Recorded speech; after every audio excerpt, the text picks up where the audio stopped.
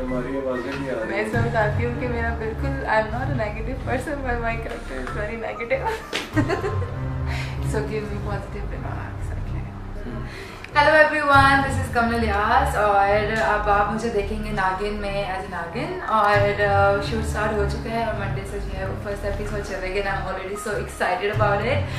आप लोगों के पॉजिटिव रिस्पांस चाहिए और मैं ये कहना चाहूँगी कि मीना जी के साथ मेरा था पहली दफ़ा एक्सपीरियंस था ड्रामा का और किसी भी प्रोजेक्ट का, तो मैं काफ़ी ज़्यादा नर्वस थी बट जैसे कि आप देखेंगे अभी जब ऑन एयर होगा तो we work a lot, we work hard. Meera ji ने भी बहुत सपोर्ट दिया और सेट पे बहुत मज़ा आया काम करके और आई होप आप लोगों को अच्छा लगेगा। और इसके अलावा सेट भी बहुत अमेजिंग था, वार्डरोब मेकअप काबर रियाज का था और शाह बिलाल ने बहुत ज़बरदस्त काम हमसे लिया है और किया है।